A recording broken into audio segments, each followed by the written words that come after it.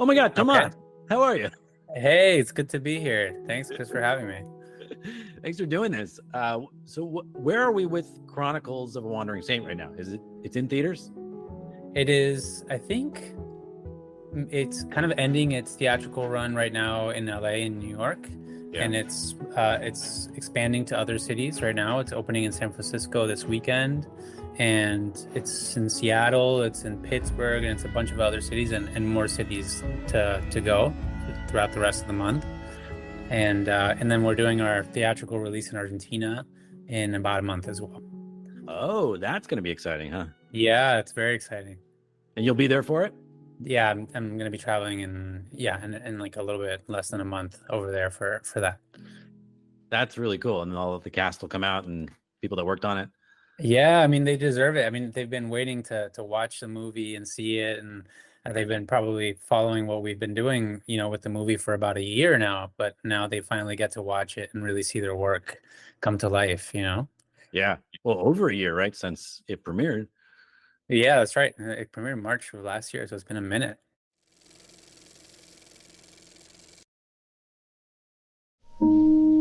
Mirá, están bailando.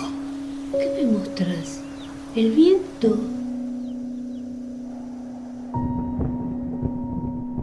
Deja de hacer brillar tanto la capilla, que nos vas a dejar ciegas a todas. Vení.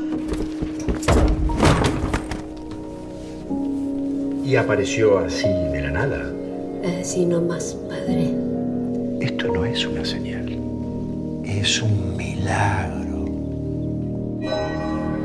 En el nombre del Padre, del Hijo, del Espíritu Santo. Amén.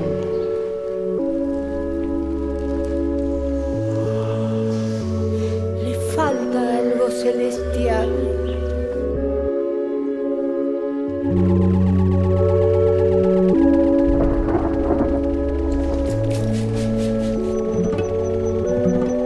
No sé por qué lo hizo, pero lo hizo ella. Se la va a tener que ver con el Señor.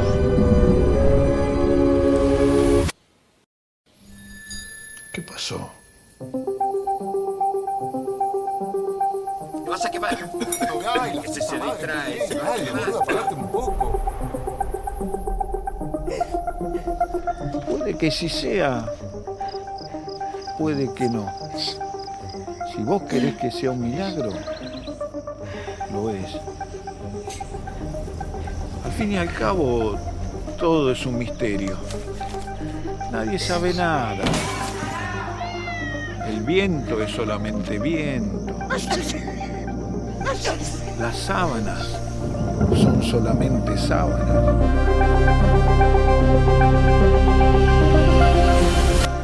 ¿O hay algo más que no podemos ver?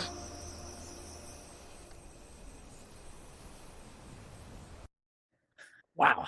So now that it's getting out there in the world rather than just film festivals, how's the reception been? Have you you talking to people that have seen it, hearing from people? It's been a lot better than I could have ever expected and hoped.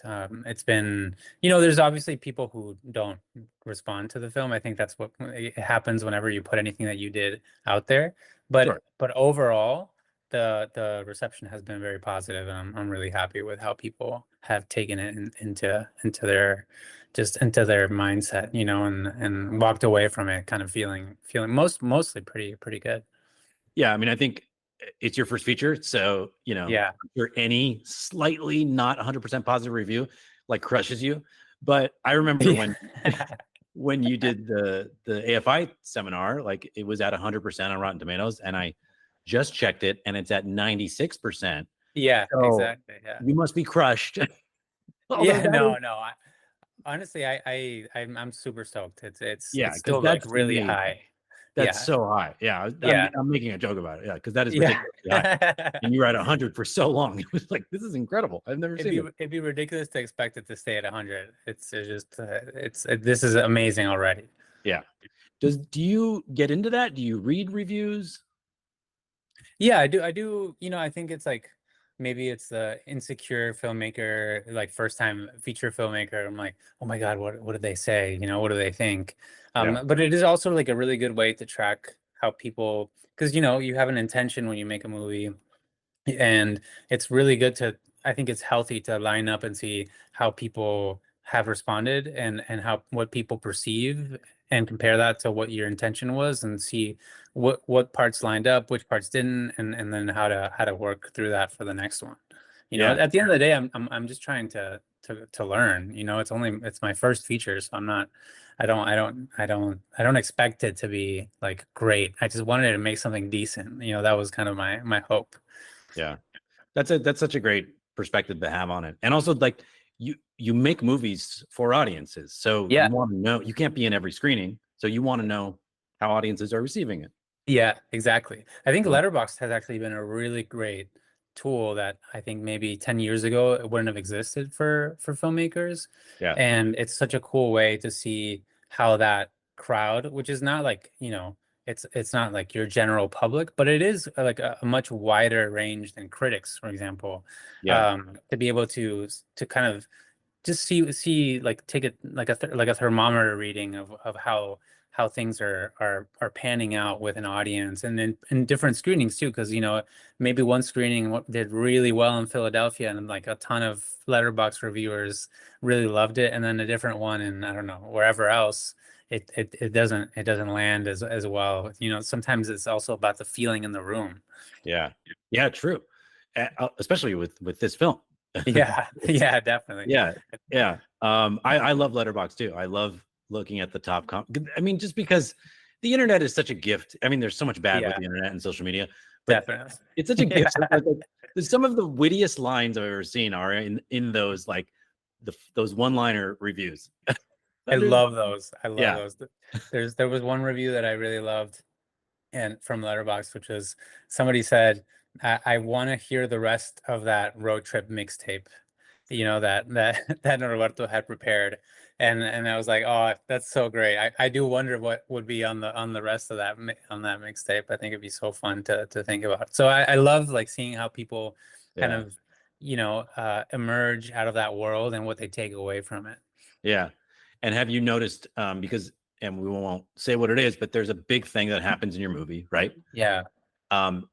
Has anyone spoiled that? Yes. Really? Yeah. Oh. Yeah, actually, I think I think most people try to be careful with it. They say there's, like, you know, spoilers ahead, or they say, I don't want to spoil what happens, but it just suffice to say that it definitely shakes things up in the film. But there's definitely, you know, reviews even, and people on, like, and critical, like, critics who've also gone ahead and said out loud what happens with the twist. I think it's, at some point, I can't protect, you know, like, it's the internet. You know, like you said, it's the internet. People are going to post whatever they want to post, and I just can't control that. Yeah, that's true. And then at a certain point, it's just going to be out there, and, you know, It's out there. Yeah. it's I gotta now let it over go. a year out there, and you know, you'll be able to freely talk about it, which will be nice. That'll be about when you're on your second, third, fifth movies. Exactly. Yeah. Hopefully I make it that far. Oh, you will. You will. Okay, so you start out, origin story is Argentina, correct? Yes. Yeah. Buenos Aires? Buenos Aires, born and raised, like half my life, and then most like another big chunk of my life was like out of Argentina, just because my dad's job. My dad's a diplomat, so we traveled a lot around, like, when we were kids.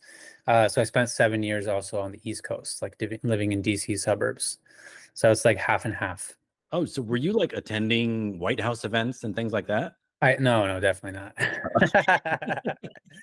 Was your dad? No, I wasn't that fancy. No. My dad, because my dad worked primarily in DC. He worked primarily with the OEA, which is like the, it's kind of like, the way I say it is, it's kind of like the Latin American UN, and so he worked with that organization most of his time in the US. So we didn't really have much to do with the White House. We had a lot more events related to that.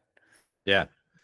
And so when do you get the bug? Like, what's the movie that you saw that, where you saw it for something more than just entertainment, or the movie where you were like, oh, there's a hand behind this. There's someone making decisions? Man, that's hard to that's hard to think about. I think I'll say is like I remember because I got into film because I was making music. I was like, like I was in my undergrad, I was studying political science, and I started making music. And my music was pretty shitty, to be honest, but I loved making music videos for my music. And that was like the thing that started exciting me the most. It was just making the videos themselves. And so eventually I kind of just gave up the music part and just focused on making videos, right? And like little shorts. And a Yeah. lot of them were just kind of wordless. They were just kind of like little stories based off of the music that I was picking. And at some point I got super, super excited about that. And a friend was like, hey, why don't you like actually do this for a living? I think you might really enjoy it. And that's when I started thinking about filmmaking as a career and looking into it. And the way that my mind works, I was like, okay, I'm gonna take a year to because I'm like 3 years into like my undergrad. So I say okay, I'm gonna take a full year to kind of determine if that's like something that I want to do, or it's just kind of like heat of the moment. Maybe it's like a fling with filmmaking. And that year was the year that Tree of Life came out in theaters, and I went to see it, and it blew my mind. And it just, I was crying. I'd never seen anything like it. I was so moved. And that's kind of when the bug really, really, like, I was like, this is what I want to do for the rest of my life. And then I researched who is this person behind the camera, and it was obviously Terrence Malick. And then I was like, where did he go to school? Where did he learn how to do all that stuff? And that's how AFI kind of came into my into the picture. Wow. I'd say we have to tell Terrence Malick that story, but how do you find Terrence Malick? He's been in hiding for 20 years, 30 years. Yeah, he's famously elusive. So that is the answer to the film of like that made you realize that I guess it get beyond just movies, right? Yes. Something more, right? Yes. That would be the movie, I think. So we've been going back to the music videos. Were you inspired by any music videos or any of the directors? Yeah, I mean, there's a lot of incredible music videos. I remember at that time, it was like really the peak of Vimeo. And so I was really absorbing everything that I could find on Vimeo. And I remember one of the music video directors that I loved the most was Hiro Murai, who's then gone on to become like a legend in his own right. And I just every single one of his music videos is so moving, and so incredibly artistic. So he was definitely somebody that I remember following a lot. And also I was like, I would like research, who is this guy? Where did he go to school? And he's like, okay, he went to USC, so maybe I should go to like one of these schools and see if that would help me kind of. First of all, I'm in Buenos Aires at this point, so I would want to like break into the LA space and community. Yeah. And second, kind of really learn a little bit more about the craft. So you were very pragmatic about this. You're like, I'm going to take a year, if it takes, then we'll go that way. But 3 years into political science, right? Yeah. So you were kind of following your dad's trajectory?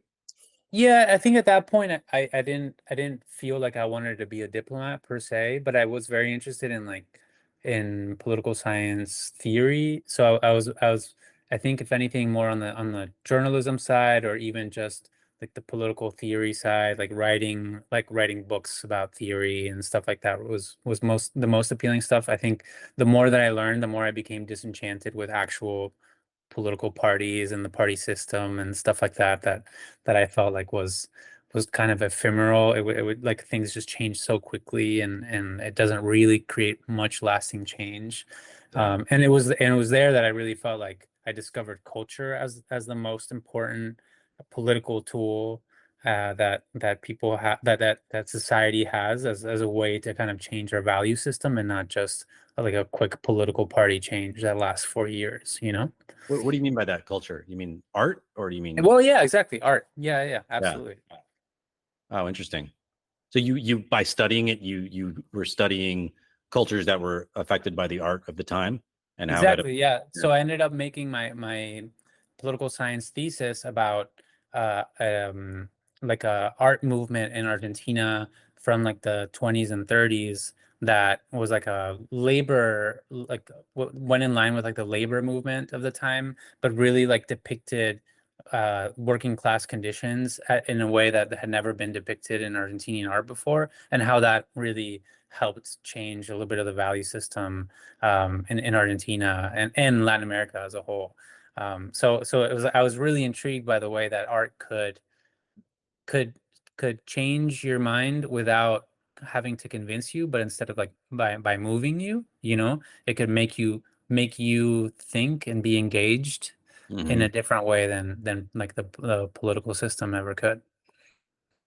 And so then you're studying political science and you're discovering. Yeah. Then you find Terrence Malick in film. Yeah. Start to bring those together, like movies can change the world.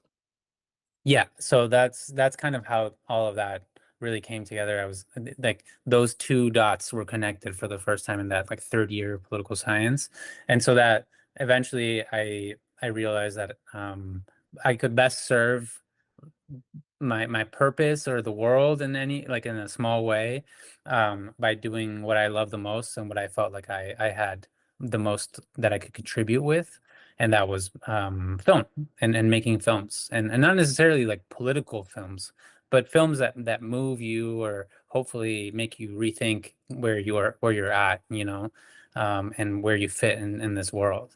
Yeah. And or like your movie Chronicles shows you another world that you don't really know, but you identify with it through Exactly. of it. Yeah.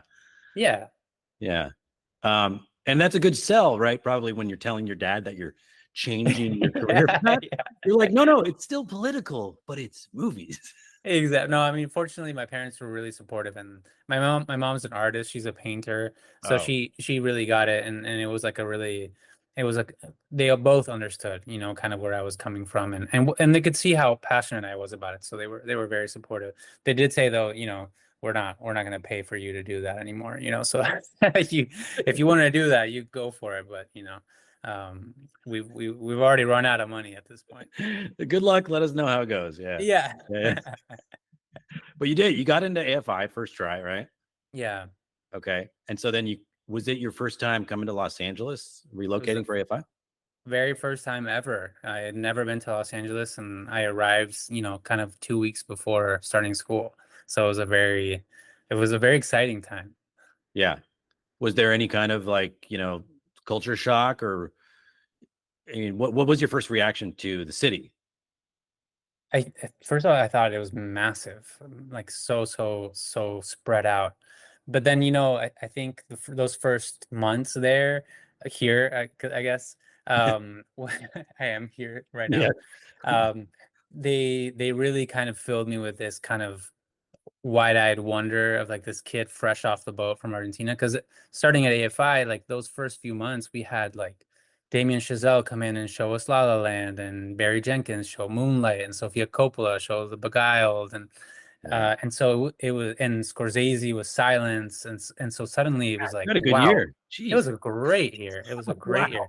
So I was like, wow, I'm right here in front of my heroes, and they feel so close, and what an extraordinary place to be, that this is like such full of such film, like love for film, and passion for film.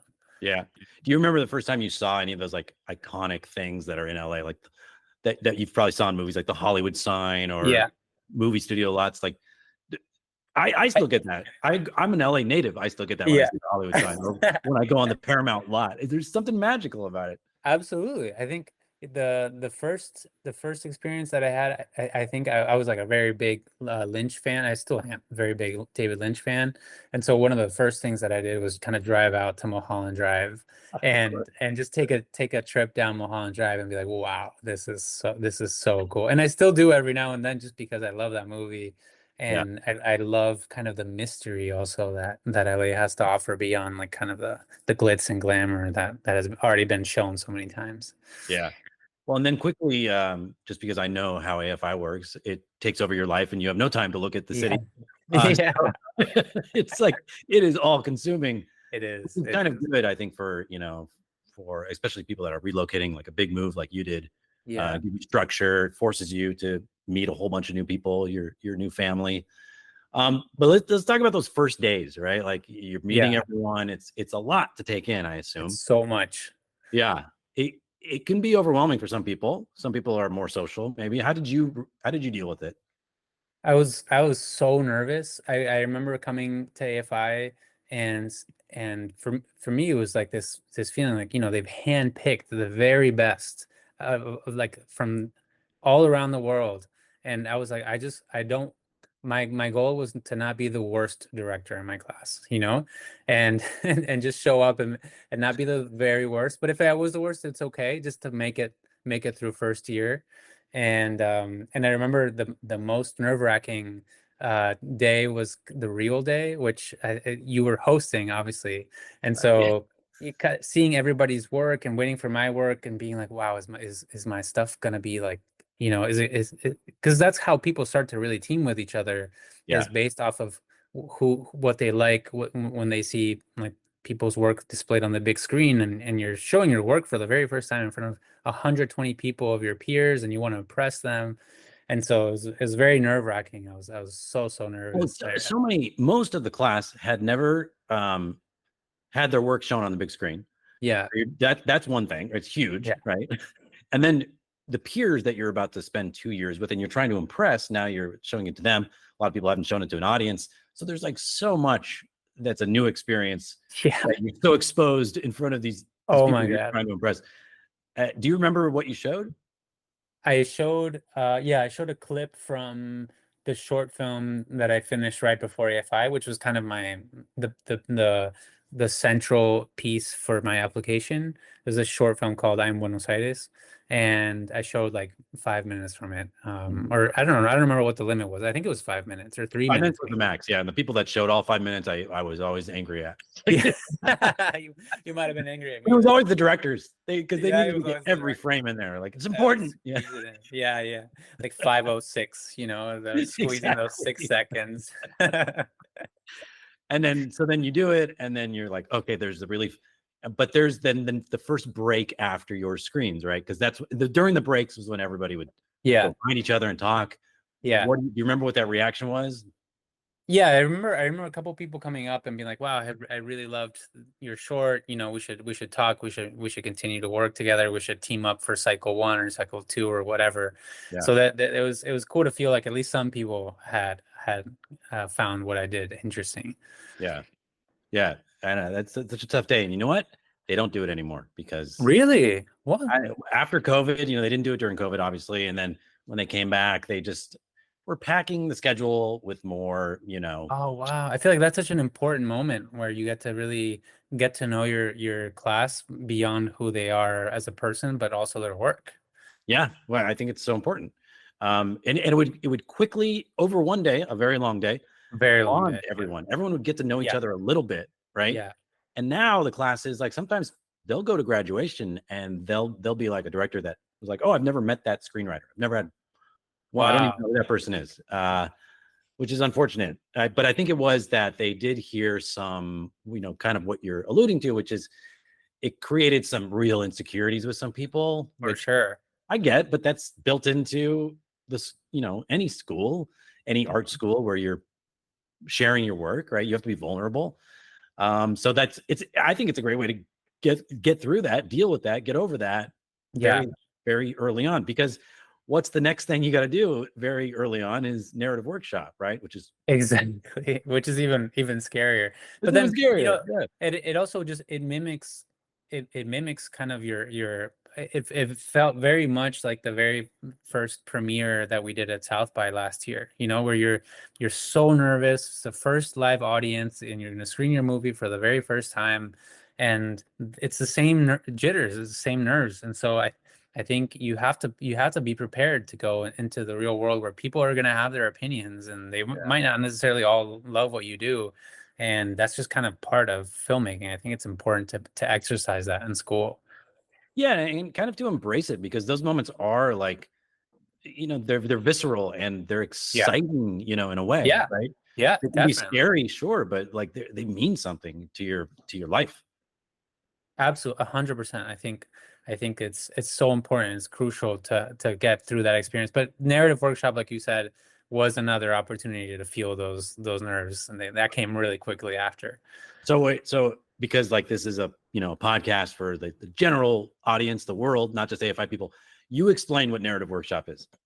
So narrative workshop is like a class at AFI that, during your first year at AFI, you make 3 cycle films, which are 3 short films that the school kind of helps you put together, and you team up with your crew, and so you make 3 films throughout first year.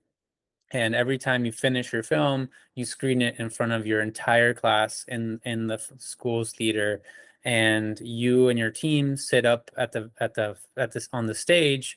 But the very intense thing is that you can't say a word, and you have to listen to the reactions for about like an hour and a half, that the entire class has over your film. So I think it's a really great learning experience to see how, again, like your intentions are, like on one hand, and then what people's perceptions are, and how did they line up or did they not line up, and why. Yeah, it's really intense. It's not Scary. it's scary. Yeah, it's hard. Like it's hard. I mean, it's an unnatural thing for anyone. You don't ever do it in the real world, but in a way you do, because once your movie is out there, as you're experiencing right now, it's not yours anymore, right? And Exactly. you just listen to the reaction. Yeah, You said reading the reviews, it is helpful. Like that, those were your reviews from your classmates, right? exactly. And it's better to do it in a safe space first, Yeah. so that you're learning and you can fail, and it's a safe place to fail at the end of the day, no matter how excruciating it might feel in the moment. Nobody's seeing that movie beyond your classmates, and they're all learning, so nobody Yeah. really has any high ground that they can actually claim to have. Yeah. And then the other half of that class is learning how to critique, right? Exactly. I mean, Yeah. hopefully like learning, but some people are better at it than others, but like learning how to give feedback on something that's finished, right? Yeah. So that people can learn from it. Do you remember, did you speak a lot in narrative workshop? I never said a word in narrative Come on. workshop. I was Serious? I'm telling you, like, Yeah. during my time at AFI, I think my whole life I've been very, very afraid of public speaking, like really, really afraid, to the Yeah. point where in college I would do, kind of, if there was a presentation with a team with like 3 people, I would do all of the work and then tell them to do the presentation without me, and then I would get the grade of whatever, however that went, because I was so terrified of it. And so during AFI, I never participated because I was just so fearful. And then I think I started to just really have to work on that when the movie came out, because Yeah. I really wanted to have that audience interaction. I really wanted to be there for the movie and for myself to show up and really experience what that felt like. So I worked pretty hard on it. And this last year, I've spent so much time doing public speaking that by now it feels a little bit more normal. Yeah. Well, you honestly, you seem like a natural at it, and you're so like just articulate about the process and about your film. So it's too bad you were holding back all that time, but I'm sure Hey. that's just the public setting. I know that you talked to your colleagues one-on-one and in the Definitely. directing Yeah. class, right? Oh, That was yeah, part for of sure. it.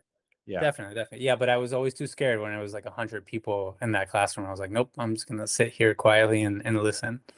Yeah. No, it is intimidating. That part is intimidating too, because I've Yeah. had enough and witnessed it. And the people that are just way, way too confident, they're usually the blowhards. And Yeah. the one's always talking no matter what, and saying the same Yeah. things. So you have to filter all of that. You do have to filter that. Yeah. It's a lot. So you made 3 short films. Okay, so let's talk about like a big part of filmmaking, and it's built into the system at AFI, is collaborating, right? Yeah. And it can lead to a lot of the beautiful films that get made, and it can lead to a lot of the conflicts that come up. Yeah. Do you remember a like maybe not a not amazing collaboration that you learned something from? Yeah, I mean, I think it just happens when different people are put together, different personalities, different charismas, like they're just put together.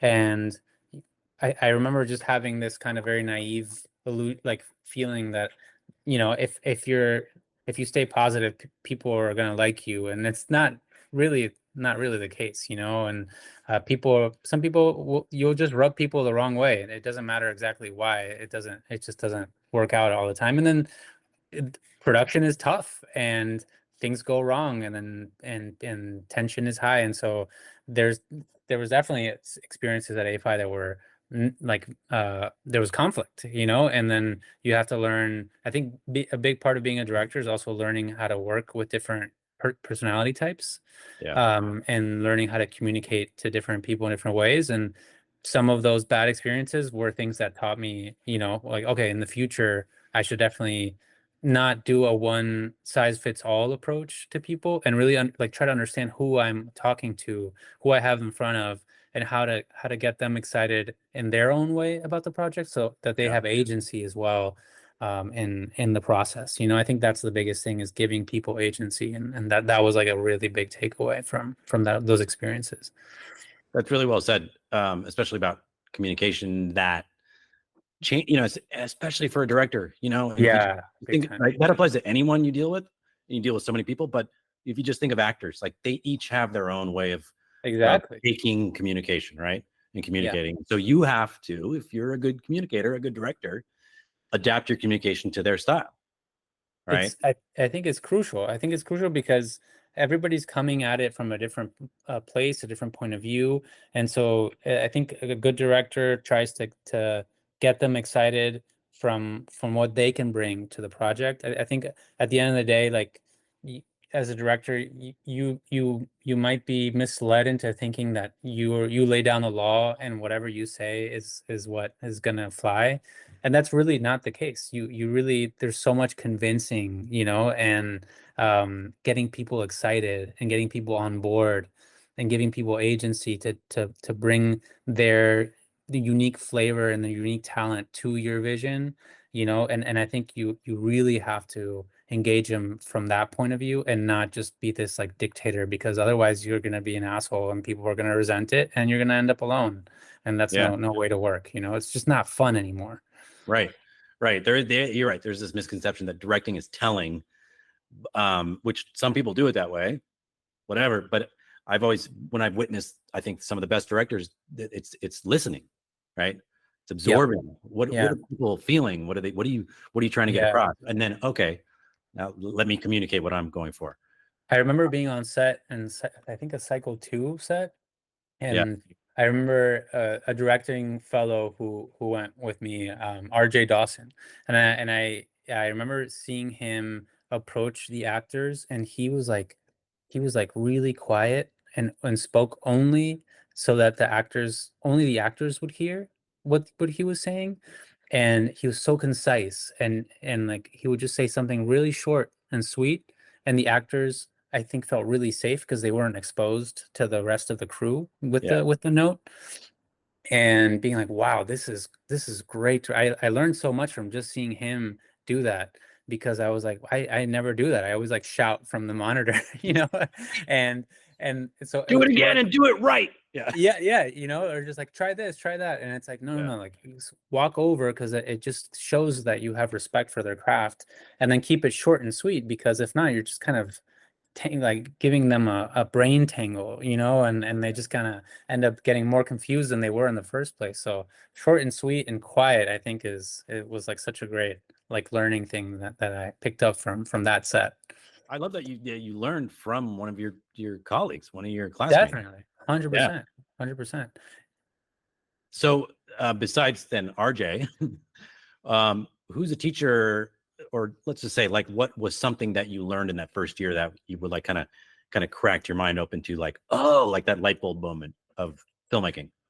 I mean, I like, there's so many moments, but if I have to name like one teacher and one class that really did that for me, it'd be Rob Spira's class, and he's a legend among AFI alums for very, very justified reasons, because he has, first of all, like a huge passion for film, but not only that, the way he communicates that passion and those little bites of knowledge are incredible. And the thing that I remember he said that I still think about all the time, is that your job as a director is to listen to the film, not to talk over it. And I always felt like, wow, that's so amazing in so many ways. And it really challenges you as a director to put the ego aside and really focus on the evolving organism that is a film and what it needs, and not what you like think it should be for your own selfish reasons, you know? Yeah. He's like such a poet, with He's the way, amazing. Yeah. because he could like, have a very concise thought, and it meant so much, right? It was a couple years after your class, or maybe the next year, when he was, no, they made a booklet. Do you know about this booklet? Oh, I have it. I have Oh, the you have booklet, it? of course. I took Oh, it to yeah. set with me. I took it to set with me. Oh, you did? I did, of course. I had to. I was in pre-production. I was like rereading it because I wanted to have that little Rod Spira kind of floating over my shoulder when I'm directing, because so, like you said, so many concise, pragmatic, but like little takeaway sentences that really unlock things in your head as a director. Like so many. That booklet is so great to Yeah. sum up. Yeah, that's the other thing. The other word is pragmatic. Like they're actual tools you can use. Yes. Because there's so many, like, teachers and classes you could go to where people get really esoteric and they're talking around things, talking about ideas and themes. Yeah. And you're there like, what's actually something I can use? Give me something. Yes. Give me a tool. Yeah. Yeah. Well, he nonstop gave us tools that first year. And I came from a background where things were very esoteric and philosophical. And it was so cool to complement that with very pragmatic choices that I can make as a director. Yeah. So, and then you go to the second year, and you make this thesis film, right? That when we talked, when you were here with Chronicles, which I thought is very, like, it's dark, but it's very, it's beautifully made and beautifully designed by your production designer. But you talked about it, and I didn't know this until you brought it up, and now it's obviously years later. You said you can't even look at that movie. It doesn't feel like you, because you were making films to impress your classmates. Yeah. And I really want you to talk about that. Yeah. Oh, you want me to just completely humiliate myself? That's no problem. This is no a very problem. important message, because I think a lot of people fall into this, but they don't know it when it's happening. Yeah. And it's you realize it too late. So this could be for people that are going into film school to think about. No, I stand by that. What I said, the feeling was that I was really caught up in making like the most serious, the most heart-wrenching, the darkest, film I could possibly make, and try to like do it in a way that I felt would impress my classmates or festivals. And I got, obviously, like, there's a lot of things that I am proud of from that process. Yeah. But I do think, after doing that, I realized, like, okay, like I needed to get that out of my system, but I don't want to be making movies for other people. I want to be having fun. Like at the end of the day, movies for me are just about like making fun stuff with your friends. Like that's the core, of what movies are. Even if you're making a serious film, the process can still be enjoyable. It doesn't have to be so heady and so strategic, Yeah. And so I think that's the biggest takeaway, is make a movie that you as an audience member would enjoy. That's the only thing you have agency over. You don't have agency and over how it's gonna do afterwards and who it's gonna impress. And obviously that short, it didn't go to the festivals that I had hoped it would go, and it didn't make the huge splash that we always dream that our thesis films will make. And I think it has a lot to do with just that mindset that I went into it with. Yeah. It's like it doesn't feel like you. It like thematically, it doesn't, especially after seeing Chronicles, but the craft, you have such a control of the craft, that you see across those films, and other shorts that you did before Chronicles. So it is definitely, it's you, but it's not you. And it was exactly, it was so beautiful to see Chronicles and see like this lightness and this charm and this like soul, but it still has so much meaning, and it's so infused with like, like you're saying something, so it's so great, like, to see somebody go through that and kind of like realize realize themselves, you know? Yeah, and that doesn't mean that I have to be stuck in like one tone or one mode of filmmaking, you know, my whole life. I'm okay that I made that short at that time because it was who I was at that time, you know? And I needed to do that to realize that that's just not the way that I wanted to make it. And then doesn't necessarily mean that everything that I will make is gonna be, you know, fun or playful or like, but I should always engage with the mindset of like making a film that I'm passionate about, that I am excited about, and that I would like as an audience member. And that's kind of the best, most authentic thing that I can do. Yeah. Yeah. Well said. Okay. So when you're in your second year, you get going to graduate. This, you know, this whole theme of this is like after film school. Right. What were you thinking about as far as like, what do I do next? How do I start a career? There aren't a lot of classes dedicated to that. There wasn't a lot of talk about here, right? So was that just, you know, you have to figure it out on your own? What was your plan? So I'm going to be completely like brutally honest here. And my plan was that somebody like A24 was going to like pick me out of the pile of millions of people and be like, you are going to be the next Ari Aster. So here you go. Here's $8 million. Go make your first feature. Have fun. Total creative control. And you're going to make this within like a year after graduating AFI, you know? And so essentially, I was completely delusional, you know, because that's just. You're not the only one thinking that, right? Like that's a lot of people, especially when you come to AFI. You think just because you went to AFI, that's those opportunities are just going to land at your doorstep. And granted, they do land at some people's doorsteps, and it does happen, but it is like 1 in 5,000, you know? And so what if you're not that lucky 1 in 5,000? And like, well, you have to figure a way to make your movie out. Otherwise, it's just never going to happen. So it was changing that mode of like things handed to you, and instead going into like, okay, I got to create this no matter how much money I have, no matter what I have like resources wise, I have to make this happen. Otherwise, I'm going to spend the next 10 years dreaming about my first feature, but it's never going to happen. I'm going to become jaded and I'm never going to make a movie, and I'm going to end up doing something else. Yeah. How long does that take after graduation? I think it takes a couple of years. I think, at least for me, it took. Another friend from AFI, also a really talented director, Al Kalik, said it takes 2 years to go to AFI. It takes 5 years to get out of AFI.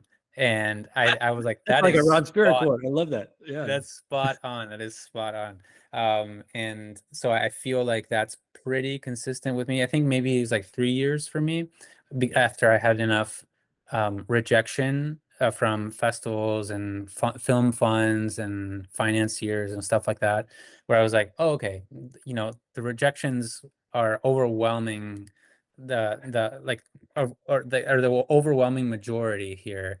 What can I do to kind of get my foot in the door that doesn't include somebody else opening that door for me? Yeah. Did you have to do anything? Did you have to take any weird jobs in that time? Oh yeah, I mean, food delivery driver. I edited. I assistant edited. I DIT'd. I PA'd. You name it. Still to this day, I have to take odd jobs to pay the bills because, you know, indie filmmaking as you know, it's incredible, but it's not so financially rewarding yet that I can live on that exclusively. Yeah, there is that misperception. It's you had a movie that won an award at South by Southwest. You got nominated for Spirit Awards. Like you've made it, you know, but that's not the reality. No, man, like that level. I was at the Spirit Awards, you know, in March. It was March. Yeah, it was March. I was at the Spirit Awards, like walking the red carpet in between Jessica Chastain and some other huge famous actor. And the next day I was delivering pizza with Uber Eats at somebody's house, you know, and that's just kind of that is the real life story of being an indie filmmaker, that like micro budget indie filmmaker, right? Like if you're probably making from a different in a different budget range, you would probably not have to do that, but I made my way with micro budget, like it was very, very small. Yeah. Well, your payday's coming. Your payday. I hope so. At least I'm happy. I'm happy with the choices and the journey, and I just try to, like, I stay optimistic because things have been growing, so that's all that matters. All right, so it takes a few years, and then you decide, I'm going to write something for a specific budget, for a specific place that I can direct. Is that kind of the?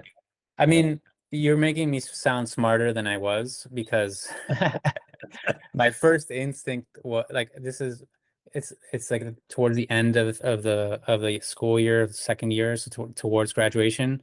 I wrote the first script that I write, my first feature script, is like this insane $100 million movie that I'm never gonna make, but and so that was the first one that I wrote. And I still have that script. I still really love it, but it was just not going to be something that I could make right away. So then I was like, okay, I got that out of my system. Now, what can I make that would be more doable as a first-time filmmaker? So then I wrote the second script, and that's the script for Chronicles that I started writing towards the end of that year. And then it took me, 2.5, 3 years to really develop that into the shape that you see on the screen today. Yeah, it changed a lot.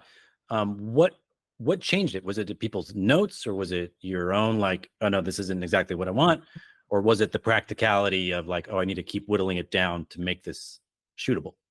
I think the first two. I don't really I didn't try to limit myself from a production point of view yet. I already knew that the scope of it wasn't massive, just from the general shape of the movie. So I tried not to write as a producer, because then I could preemptively limit myself that maybe some collaborators could find a really cool way to make it work for cheap, which we did. So I'm happy that I didn't limit myself, because we have VFX in the movie, and we maybe wouldn't, if I had limited myself preemptively, we wouldn't have had those scenes. But fortunately, we were really lucky to work with people who knew how to make those things happen on a budget. So I think the other two are really about it. It's like where you're at, how a script kind of evolves as you're evolving and your understanding of it evolves. But ultimately, it's kind of crazy how it comes back full circle. It's like you start with this original intention, you go through so many drafts of, wait, it's too much in this direction, it's too much in that direction, and eventually you end up kind of at the same thing at the beginning, but simpler and more effective. Yeah, and I because think that's put it through that stress test, and that you did exactly. Yeah. It's a stress Trainer. test for sure. The script ends up being like, no, this is too broad comedy, or this is too serious, or this is too, and eventually kind of ends up landing at the sweet spot. And I also have to credit, I started a production company with my friends after AFI, and the heart of that production company, called Plenty Good, is our workshop process, and we workshop each other's scripts all the time. Every time we have a new draft, we workshop it, and we workshop it like for hours, Really? And we really dedicate like a long time to helping the other person find the tools, and the vision for that script. And so much of the shape of it has to do with those workshop sessions, where I would show draft after draft, and they would give me notes, and there was a kind of tough love that you need, where people are like, this is not working, and me crying and being like, this is the 20th draft. What do you mean it's not working? Am I ever going to figure this out? Like, I'm a terrible writer, and to continue. And then they pick you up and like, just keep going, like, focus on this. This is working, focus on that. And so I think it's so important to have people that you trust, that understand who you are, and not the movie that they would make with that script. Yeah. But what you're trying to do, and encourage you to dig deeper and make it better. Yeah. That's always the challenge, especially for younger filmmakers, is filtering that, is figuring out that balance of not trying to please everyone, Yes. Yeah. You went through that at AFI, as we talked about. Exactly. I love the idea of Plenty Good, and we had talked about it a little before, of it's 3 other directors, right? Yeah. That you went to school with. So it's 4 directors, which, usually their directors are, competing with each other for the same jobs. There's one director on a movie. But you're all supporting each other, which is really cool to see. Can you talk about that? Like that, You said early on when you were at AFI, I don't want to be the worst director in the class. So you were already going in, and everybody feels this kind of semi-competitive nature of that discipline specifically. Yeah. And you guys, it seems like you went the opposite way, and you're like, let's support each other. Well, the interesting thing is that the directors are from 1 year below me, right? So it actually just started out of friendship because I became friends first with Samir, who's Colombian, and we hit it off immediately, South American connection, and we started playing soccer together. And then we invited Ciro, he's Italian, and he would come play soccer with us. And then eventually it kind of extended to it's a soccer thing. It started as soccer, and so it started as a friendship, and we were just playing soccer together, and then it morphed into like, okay, let's have barbecues over the weekend and go to the beach and do picnics, and that's really kind of the friendship element of it was its core. And we never competed because I wasn't in their class, so I was never like competitive with them because I was competitive with my own class, unfortunately, and so that it was a really great way to kind of skip over that competition and go right into the friendship and not really worry about that stuff. And then from that we started workshopping each other's scripts, and from that workshop stemmed we started adding producers, and from that mix is where the production company was like, hey, how about we make a movie and we make each other's movies, or try to, at least as much as we can. Yeah. And yours was first. Mine was first, yeah. And now we have the next movie coming up, and it's going to come out for sure this semester by Samir. So that's the second movie of Plenty Good, and it's coming out very soon. Which I heard is amazing. I heard it's great. amazing. It's amazing. It's so much fun, and it's got an incredible cast. Like the cast is out of this world. So that one should definitely be making some waves in the near future. That's cool. I mean, that's so cool. You're going to be 2 for 2. So like, it just helps all of you, right? That's the mindset. And that's another Rob Spira takeaway line. I remember he would always say, if you want to go fast, go alone. If you want to go far, go together. Look at this poetry. It's amazing, right? This guy. Here, drop the mic. And that's it. That's all you need to say. And it just stays kind of like ingrained in your mind. Yeah. And it's like, that's true. Like you have this idea that it's going to be the A24 that's going to arrive at your doorstep, but you don't realize it's the people around you that you're growing with. These people are your biggest champions, not the humongo door gatekeepers that you always imagine were going to be the ones that handed you an opportunity on a silver platter. Yeah. Yeah. And, like the overnight success of like, A24 handed Ari Aster a movie. I think that is the perception. But it's not. Exactly. He made 5 or 6 shorts after AFI, and he was on that, alcoholic, like I think maybe 6 years after AFI was when he made Hereditary. So yeah, exactly. It's a important perception to look at thing. the actual, like, what really happened, the process, because people forget the work that was put in there. Yeah, exactly. And that the journey towards like getting that movie out takes so much rejection, and you have to be ready for that. And you have to go through it, and it sucks, and you're gonna be depressed, and you're gonna be like ready to leave it, but you have to figure out a way to keep that fire burning, because that's the only way to break through is like perseverance. I really feel like talent is only 10% of the equation. That's a great message to put out there. Do you consider yourself, you were talking about like how hard it was, the 20th draft. Are you a writer director? Are you a writer that directs? Are you a director that has to write to make something? Wow, that's a great question. I don't think I've ever thought of it in those terms.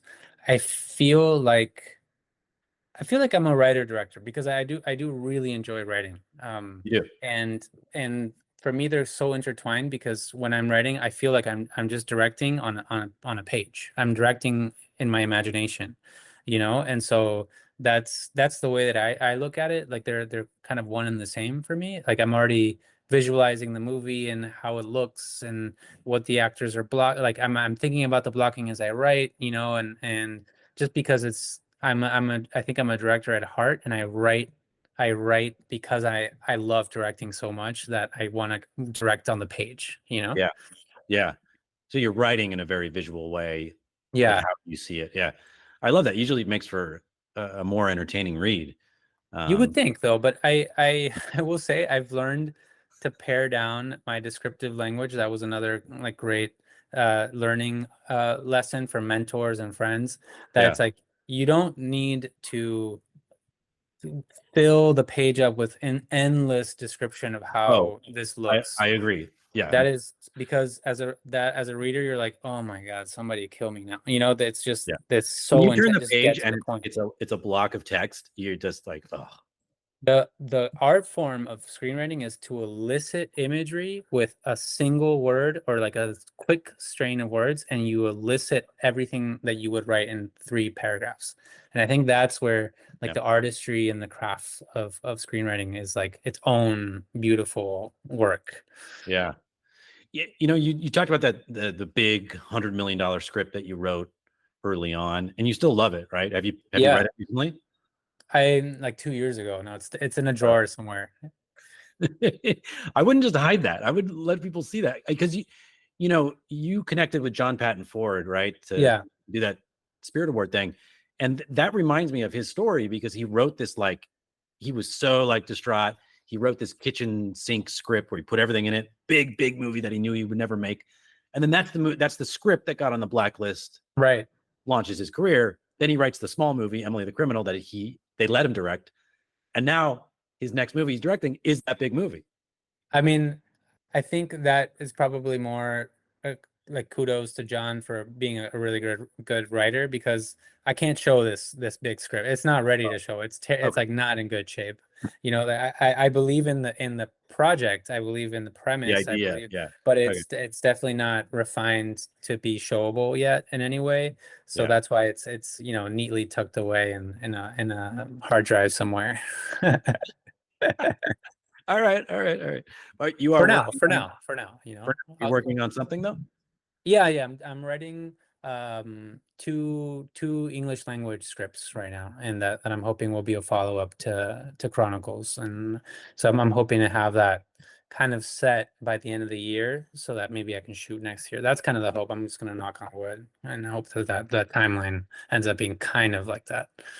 Are they you know, are you keeping them small again? Keeping it so that I mean, just based off of the premises, they're not like massive, you know. They both are a step up in size from Chronicles, but they're not a huge step up, you know. And so I understand that the next movie I'll get to make probably won't be like a studio level movie. It'll probably be like another indie movie that has like a little bit more budget. Yeah, hopefully. You know, again, knocking on wood. But so I understand that that's kind of the progression that I would like to have personally, because I think I would be scared shitless to do a studio movie right away. It's just way too I big. don't know how these people do it. They do a Sundance little indie movie, and then they're doing, you know, Jurassic Park. Yeah, I mean, that would be way scary. So I'm hoping to do, you know, kind of grow in steps and take it that way. Smart. It's the pragmatic approach. Gotta be pragmatic. So we're not going to talk about like making the movie because like that's a whole nother, you know, 2 hours. But you got it made. And the big thing was teaming up with these directors, and then finding the right producers and keeping it manageable, the budget.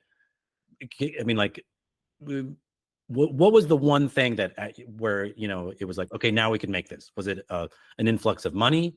Was it an actor attachment? No, actually, it was a combination. I think it was my producer, Amanda, one of my 2 producers, who went to AFI, Amanda Friedman, and I remember her saying, because this was like late 2020, and she said we should shoot this during the pandemic because we will have a better chance at not being rejected at festivals because there's less movies being shot. Good point. And great point. Again, pragmatic, and she was like, you know, in that sense, it felt like the time is now or never, you know. And I think you need a deadline to kind of light the fire under your ass a little bit, because otherwise you can refine and keep working and polish and do this. And so once we set a date, then it's like, okay, I'm gonna do everything in my power to get the movie as best as I can for that date. Yeah. So there's Yeah. there's no one like influx that it's like an arbitrary thing. It's like, let's make the movie, let's make it by this date, and then you get the money, and then you get the casts, and then you figure it out.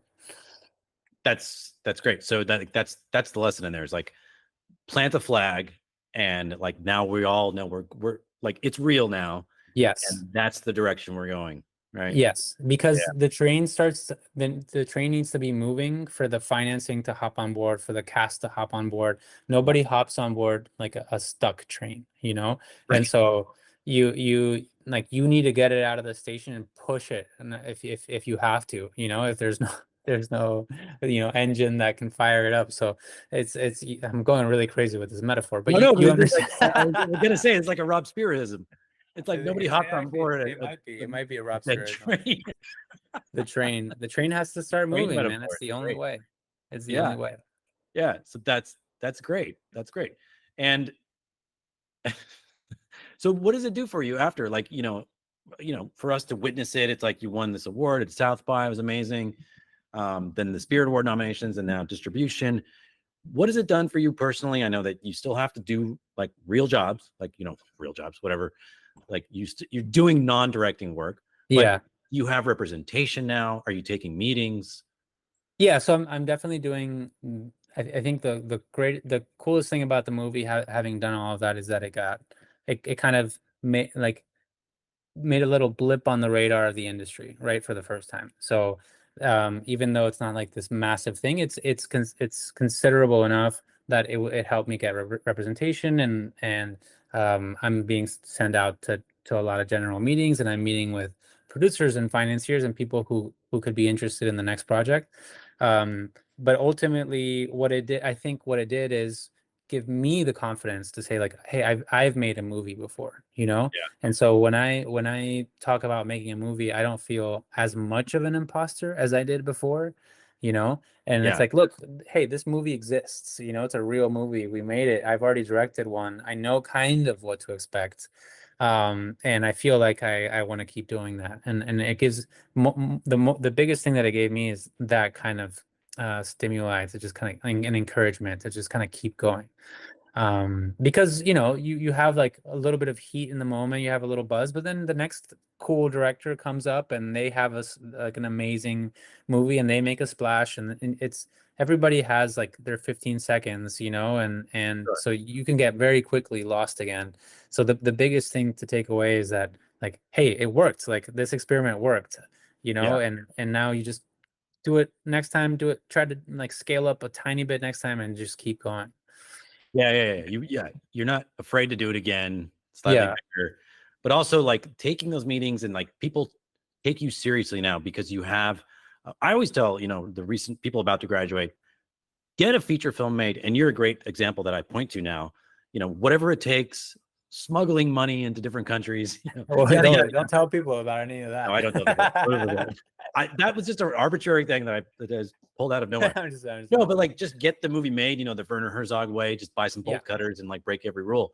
Because once you have that feature credit on IMDb, no one in this industry watches anything anyway, right? They just see you made a feature and now you're not a risk anymore, and they'll take the meetings with you, right? You'll get you in the room.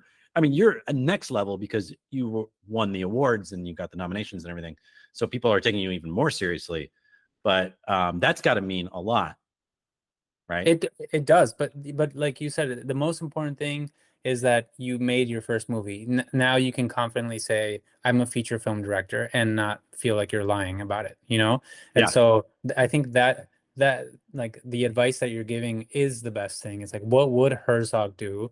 How would he make the movie, no matter what? Because it doesn't matter if it's shit. It doesn't matter. At least you've made a feature, and now you've risen above the status of being like a graduate from school, and now you're a feature film director, and that's all it'll do. If that's all that it does, that's already a ton, because now it puts you in that 1% or 2% or 5% of grad school students who manage to make their feature film, and that now you're breaking through every time into a smaller and smaller pool. Yeah. So let's talk about like the cool part. Hopefully there you got some cool moments. You're at the Spirit Awards. You talked about walking the red carpet. was it Kate Blanchett? You said you were next to?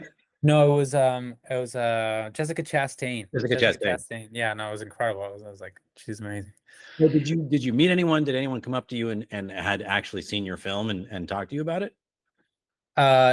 No, that day was kind of a blur, to be completely honest. It was it was like, because we were what happened was we were stuck in the line to get into onto the carpet for like an hour. And so but this is the fun stuff. I was squished in between Benny Safdie and Celine Song, you know. That's and awesome. we were squished like that, and you know, like my producer bumped into Celine Song, and I was like, oh, I'm so sorry, like I think he elbowed her by accident, and so I was like, I'm so sorry, Celine, by the way, I love your movie, it was so great. And then you know, and so Great way to meet people.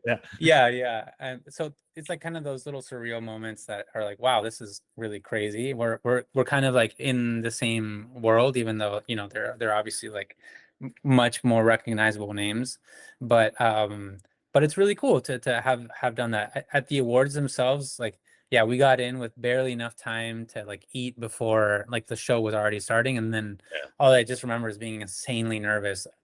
I don't know why, just like hearing my name kind of called out for the nominations, even though I knew we weren't going to win anything because there was no way, you know. But it was just so cool to just be there. It was like, wow, like I'm nominated with like literally heroes of mine or people that I admire so much.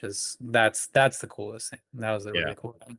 What a great memory for your first one. And like a testament that's like it's worth making a little indie film. Like at the end of the day, this is like a tiny movie that's competing against these like A24 Focus Features, Amazon. Like it was, and we were there, you know, and we weren't the only ones, but they're definitely like the smallest one probably. Well, technically, you got nominations without any distribution, right? Yeah, exactly. So I've never heard of before. It's that's why it's like you just got to go for it, and you never know what's going to happen. The only reason I submitted to Film Independent in the first place is because a friend convinced me to do it. I wasn't going to do it. I was like, I'm not going to pay this money to submit something there's no chance we're ever going to get nominated, you know.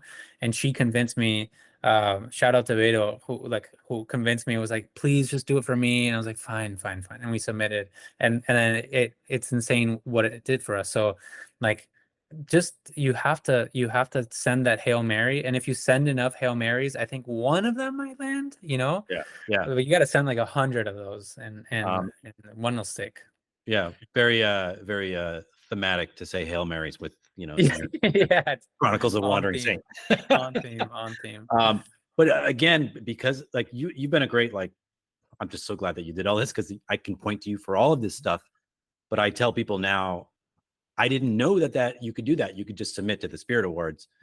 With a film, like almost like a festival, and you could be nominated. Well, the trick is that you have to have at least premiered at one of 8 festivals. So it's like the 8 kind of big festivals around the world. So that is what makes the pool considerably smaller. Gotcha. But you know, there's a ton of movies that premiere at those at those big festivals. So it's still like and the competition is insane because you got really amazing movies coming out of each festival. So that's why I didn't have my hopes up. I think the mindset is send it, forget about it. Like that's kind of the, like, don't expect it, just keep sending and keep moving as if you were never gonna get that, you know. And you'll encounter some like really cool surprises on the way. If you keep your expectations low, everything will be like an insane, you know, surprise. Okay, that's amazing advice. Okay, we're gonna do, because I'm gonna be respectful of your time. We've been over. Yeah, no worries. I'm good. I'm totally fine. Okay, cool. But I was just gonna do some more like rapid fire. Sure. Yeah. I'm down. Where were you on the night of November 12th? No. This is a more like very pragmatic thing. Is there a piece of equipment or software or something very tangible that someone out there could purchase that has made a difference in your directing career? In my directing career? In filmmaking, or you know, I guess maybe even like you use as an artist, inspiration. Honestly, this sounds so cliche, but I feel like You just like a notebook, pad, and a pen. Like the best thing, the best advice that I would give you is like just take a notebook with you to a coffee shop and force yourself to write. Leave the computer and your phone in the car, and you'll actually be writing. Like it's the distractions that are the problem, I feel like, you know. Yeah. And for a writer and director, that is all you need, as far as equipment. Because if you're a DP, it's a different case. If you're a producer, it's different.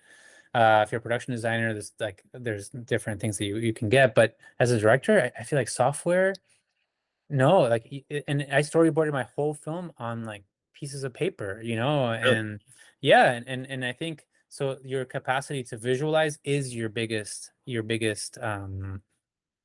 advantage, you know. So to get in the habit of consistently visualizing your work, in a way that maybe is like direct, like a piece of paper and a pen, is, I don't know, maybe this is too romantic, like overly nostalgic, but I stand by it. No, I love it. That's how you write? You write longhand? For the first period, yeah, Yeah. I'll write with a pen and paper for a while, when I'm just kind of like, it's just kind of stream of consciousness, like what random thoughts. What I'll do is like all my journals start with, I don't know what I'm writing about, but you know, like all of them start like this. It's like, I don't know why I'm doing this, is such a stupid idea, but I guess here goes. You know, that's how all my journals, all my notebooks start. Like the one for Chronicles, that's how it started. It's like, okay, here I am. I'm forcing myself to write till noon. It's 8 a.m. I don't know what I'm gonna write about. I guess I have this idea. Like, well, this one image that popped into my head, and then it's like, well, there could be a character, but I don't know. Maybe that's a stupid idea. And you get kind of all the self-critique out. Yeah. You But you know, write it and out. You actually put it out. you even write the bad stuff. Even write what you think is a bad idea, because it just purges. It purges, and eventually, with enough bad ideas, like some decent ones come along as well. Right. Do you remember the first image that you drew for Chronicles? The first image that I drew was probably like the image that has been one of the thumbnails, or like the stills that we've kind of put out into the world, is like this glowing silhouette in the middle of like a dark pasture kind of Yeah. space. Yeah, that was probably the first image that I drew for the whole thing. I love hearing that. Like, that's so early on, and then to see it visualized like years later. Yeah. Well, that was a heartbeat, you know, like for Yeah. me, it usually starts with an image, but sometimes not. But images are really powerful. There's something there that you need to kind of like figure out. Yeah. Where do you go to fill the well with images and just inspiration? I would say actually more photography than film. That has been a really cool learning process, that at some point I think you can become too obsessed with like shot deck and, or you know, and Yeah. like grabbing frames from movies. And photography is such an incredible art form, and like they know how to tell stories with one frame, you know. Yeah. And there's almost like more diversity artistically than there is in photography than there is in film. Like, Yeah. I think photographers have ventured further than than filmmakers have yet. And I think that's a really cool thing to remember. And so to fill the well, photography a lot, and painting a lot, but most importantly, photography. Yeah. The show that I watched recently that I feel like most captures photography in film, even though it's a show, is Netflix's Ripley. Have you watched it? Oh, I haven't seen it yet. Everybody's been raving about it. I mean, just for the imagery, the cinematography is gorgeous, and it's, of course, an AFI cinematography alum, Robert Elswit. But Of course, every illustrious. frame, yeah, exactly. You could pull Yeah. any frame, put it in a frame, and it's like that's a beautiful photograph. It's Yeah. never seen anything like it. Okay, so that's a piece of something that you actually acquire, is a notebook and a pen. A That's really notebook all and a you need. pen, maybe a subscription to a photography like outlet, you know. Yeah. There's a lot of really good ones, but one that I used a lot was Magnum Photos. Okay. Has like it's a great resource for really good quality images from great photographers. Magnum. Okay, that's cool. Mhm. Yeah, I really love that one. You shoot also? You're a photographer? Yeah. I mean, I'm like an amateur photographer, but yeah. Yeah. I remember looking at some of your photos from your location scouts for Chronicles, and Yeah. really beautiful. Like the look at the shots in those mirrors and that in those rooms, gorgeous. Okay, so piece of advice for someone considering going to film school, any kind of film school, just the idea of film school. What would you say to them? For somebody considering going to film school. Yeah, like that, the time commitment, the huge, debt you're going to go into, and going into an industry that is so unpredictable. I think choose your film school wisely. I think choose a film school that caters to what you're trying to get out of film, because they're not all the same. They have different strengths and weaknesses. I'm really happy that I was able to go to AFI because I was able to focus exclusively on directing, which is not something that's super common across all film schools. And also, I specifically knew I wanted to build a community in Los Angeles, and so going to a film school here really allowed me to create that network of people. So I think you also have to be strategic. If you're going to spend that much money and time, be strategic about where you want to build your community and what kind of knowledge you would want to get out of the film school, and then choose. Don't get swayed exclusively by names, Yeah. or certain like idyllic locations. It's like, oh yeah, you could do a film school in the Caribbean. I'm not trying to downplay it. There's really great film schools in the Caribbean, but is that where you want to build your community, or are you trying to break into LA or New York? And would it be better to consider those options as well? Yeah. But you got lucky because you watched one movie and you looked up that director and he went to AFI so long ago when it was a completely different kind of school. Yeah. You're like, I'm going there. And hey, it changed your life, right? I mean, so much of your life, and we could talk about meeting your wife here, but like that's not necessarily what the point of this is, but like it's changed your life in so many ways, right? It really did. I was in Buenos Aires. I was shooting like small social media commercials and making shorts, and it really allowed me to move to LA to gain experience and build a community, and without that community, I wouldn't have been able to make this movie. So 100,000% that it changed my life, and I'm really happy that it was a school that was dedicated to directing, so I got to practice what I love the most, Yeah. All right, last thing. What's been your favorite mistake that you've made? Like a mistake that led to a big learning moment, or a change in, that led to where you are now? A mistake. Or maybe you've never made a mistake, Tomas. No. I'm trying to. There's so many that come to mind that I'm trying to. But yeah, filter out. that's like very like connected to your journey that you're on right now. I think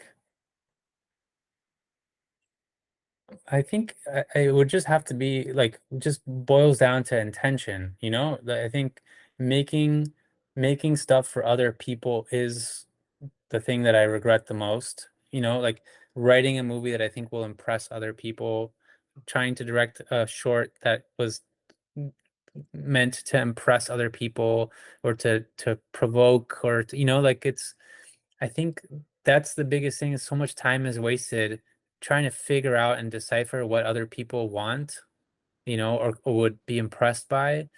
And if you're gonna be happy making it, then you should not waste the time that I wasted, and just make something that you would like. Because then at the end of the day, no matter how well or how well it does or how well it doesn't do, you're gonna be happy because you made the thing that you wanted to make, and I think that's the only thing that you have agency over. Everything else, it's kind of like a luck, and things have to line up, and it just so happened that this person happened to see it and happened to give you advice or help you with this or help you with that, but you don't have a lot of agency over that stuff. And so you can spend years analyzing, and trying to be strategic, or you could just do something that you love and just keep doing it, because that's what's going to keep you in it in the first place. Otherwise you can get very jaded in this process. It's really easy to get let down, and so make it for the right reasons, I think. That's a great thought to end on. I'll connect this to, I remember Patty Jenkins was here once and she talked about exactly what you're saying, and she said, she rephrased it in that, like, make the thing that you want to make the way you want to make it, because if you make it their way and it fails, you've lost twice, right? Yeah, exactly. If you make it their way and it does well, you still lost once, right? But if you make it your way and it fails, you won once. And if you make it your way and it succeeds, like Chronicles, you won twice. Exactly. So I think that's the biggest takeaway. 100%. We took big swings because we wanted to, with Chronicles, and there's like a whole thing in the middle that people had advised me to take out, but I really believed in it, and I was excited to do it. I was just like geeking out about it. I was like, what would happen if, and that kept me so excited, and that I wanted to see what would happen. And fortunately it paid off, but like you said, it doesn't even need to pay off. At least you did it on your own terms. Yeah. Thank you for not spoiling the movie. I tried. But I do have to point out, like, there is so much joy in what you did in that thing that we're not talking about. You need to go see it in the theater and experience it with an audience, because it is wild, and it's nothing you've ever experienced in a movie. And that's all we'll say. That's great. Tomas, thank you for spending so much time with us. Love you, man. You're one of my favorites. Thank you, Chris. You are a great speaker. Don't let anyone tell you you're not. Thank you. Keep doing it. Thanks, Chris. I appreciate it. All right, man. We'll talk soon. All right, talk soon. Thanks so much.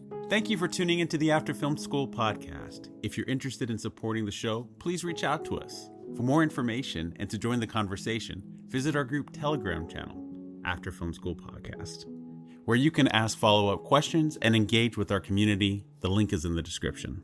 Don't forget to subscribe and follow us on Instagram at After Film School Podcast. We truly appreciate your support and look forward to connecting with you again soon. With gratitude, the After Film School Podcast team, Chris and Renee.